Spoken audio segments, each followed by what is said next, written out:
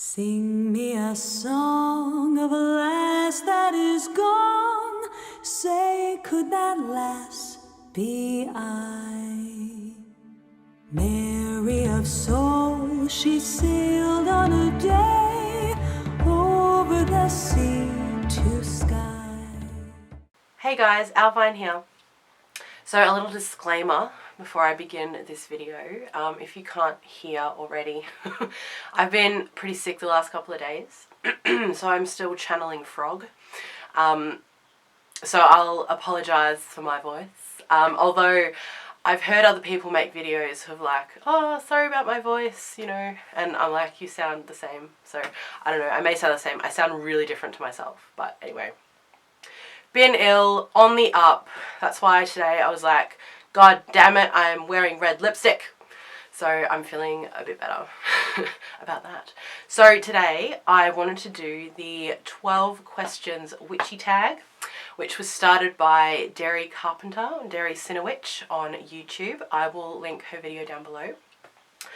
And this is a really fun tag, and I was tagged by Amethyst and Athena BethBlack. So thank you both very much, and I thought I would do this today. So the very first question is, what is your witchy name? Well, I do and I don't have a witchy name. Owlvine Green is obviously not my birth name. My mother was not a pagan nor a witch, so she likes everything normal.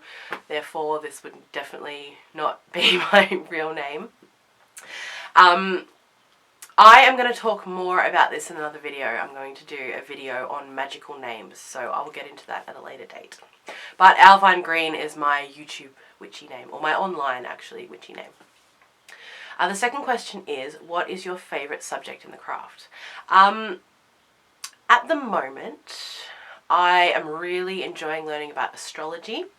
I love astrology. It's always interested me. And so I'm really enjoying kind of getting into that, and like, it's so interesting learning about, you know, the kind of, I don't know, cosmic energies, star energies, and then going, oh my God, that's exactly what is happening in my life right now, you know, hearing about the alignments of the stars and going, yeah, totally. So that's been really cool. And also I'm really enjoying learning about herbs. Currently where my learning is focused is in wild herbs, so the things that I can find here on my land where I live. And currently I've identified about 13 or 14 different wild edibles or wild herbs. So that's been really fun, like learning about their medicinal properties and learning about their magical properties as well. So I've been really getting into that, which has been really fun. And the next question is, the last witchy item you purchased. It's kind of going to be a long one. So the last actual items that I purchased are from Elixir of Light, which is a really wicked Australian witchy company. And I'm going to be doing a little review on them, I don't know, maybe my next video with my croaky voice. So I won't sort of go too much into that, but one of the items is this. Oh, can you see it? Beautiful raven candle. And Joey Morris, there goes my phone. Joey Morris actually got me onto Elixir of Light, so a huge thank you to her, because the products are just beautiful. But anyway, I'll talk about that later. And the items that I wanted to show you are actually charity store items that I purchased the other day. And the reason I want to show you these is because most of my magical items are either found in nature or they're found pre-loved. And I found these at a charity store, and I just think they're absolutely beautiful. So I've been wanting a goddess statue for some time, actually for like 2 years. And I just haven't found one. A lot of the ones I liked are very expensive, and I just, you know, I don't have that kind of dosh. When there are so many other things to buy, like books, so many books. So I found this in the charity store the other day. Isn't she gorgeous? You can't really see, I don't have good focus, but all the grains of the wood are there. So she's very like black and brown and just absolutely stunning, and the hair is just beautiful. So that her actual like hair is carved in, and she's just divine. So I love her. So she was one of my purchases. Couple of dollars. How can you go wrong? Go to charity stores and buy your items. I'm telling you. What's my other thing? Oh, yes. And I purchased this as well. This owl platter, I guess. But I have that sitting up on my altar, just like in that section right there. And I sort of, like, I work with owl, obviously. And yeah, it's just really pretty. Oh my gosh, my head is in a mush. I feel like I'm not doing this very well. I'm just like saying stuff. And the other thing I purchased from the charity store at the same time was this mortar and pestle, which is like insanely heavy. And this was a couple of dollars as well. And I love this. Look at the shape of that pestle. Isn't that beautiful? And then this is like super deep and large. That's what she said. I love this, and it was so cheap. It was a couple of dollars, and I know for ones this size, and made of like marble, it's made of marble, they're like, they retail here, the cheapest I've seen them is probably like maybe $40, but at least 50 or 60, if not more, for that size. And it was a few dollars. So go to charity stores, keep your eyes peeled, you find the most amazing treasures. So that, and then I just want to show you this little thing. It's like an honorary mention. The beautiful Gemma from her YouTube channel is ByFeatherBranchAndStone. And she gave me a couple little things the other day, and they're so gorgeous. But I wanted to show you this. Look, this is the journal she got me. It is a Lannister journal, and it has this beautiful line on it, which is perfect because, as I've mentioned, I'm a double Leo, so I'm all about that fire, baby. And on the back it says, "Hear me roar." And it's just, it's the most beautiful thing, and I'm using it for a very special purpose. It's the inside, look, it's the throne. Yeah, so it's really beautiful, and it's just amazing. And I was so touched by the gift, I actually cried. I was just like, oh, it's so beautiful. I'm a very emotional person. It was before I was sick. So I just wanted to show you that as well, because that was really cool. And the next question, that was very long, wasn't it? My favourite witchy book. Fiction or non-fiction? I have mentioned I should have brought the non-fiction book. I didn't. My favourite non-fiction book currently, because it always changes, is The Spiral Dance by R. Garcia Y. Robinson. Yes. And I shared that on my last video, I think it was, where I shared some witchy non-fiction books. And I love that book because it's incredibly historically accurate. A lot of the things that happen in the book are very historic. And all the characters, not all the characters, a lot of the characters are real. Like the main character is real, Jock of the Snide is real. And then, so it begins in England, and it's set in the Elizabetharian era. Yes, I nailed that. And then it starts in England and goes through to Scotland. And pretty much from after like the first day she's in Scotland, everything is kind of fantasy from there, but based on a lot of folklore and mythology, and I just adore that book. So that's definitely one of my favorites right now. And my non-fiction favorite is probably Women Who Run with the Wolves. Women Who Run with the Wolves. I love this book. It's just, oh, I think the people who recommended this to me are not witchy or pagan. And they said to me, like, every woman should read this book, and I 100% agree. I think every man should read it too. I think anyone with a drop of femininity in them, which is all of us, should read this book. It's just amazing, and you can pick it up honestly anywhere. I kind of do bibliomancy with this sometimes. Like if I'm kind of struggling with a problem, or, you know, whatever, just, you know, wanting something, you know, I'll kind of sit in sacred space and then ask for the answer, I'll turn it and just be like blown away every time. So I love this book so much. And that my other favourite, it has to be said, is Animal Speak by Ted Andrews. I love this book so much. I really enjoy working with spirit animals. I'm loving learning about that. That's probably goes for question 2 as well, spirit animals. And I use this book like all the time, so I love that. And the next question is your favourite colour. Well, I couldn't have dressed better today, could I? Yes, contrary to popular belief, my favourite colour is purple. I love the colour purple. I want to bathe in the colour purple. I want to live in the colour purple. I love purple. But I love all colour. I love colour so much. I love colour and I love texture. You can see colour a little bit, not really today. Texture. I love the colour green as well because I love trees, I love grass, I love growth. It's the colour of all those things, vines. I love the colour green and I love the colour black. It probably depends what we're talking about specifically, my favourite colour. In terms of like my craft, like I love working with black candles. They're my favourite colour to work with, even though I don't do it often. Mostly I work with just white candles, like I work with tea lights and things like that. But I love black. I love the colour black. And it's the colour of the night sky. And it's the colour of depth, darkness, truth. Oh, I love colour black. But I love all colour, as I mentioned. And purple. Do you have a familiar?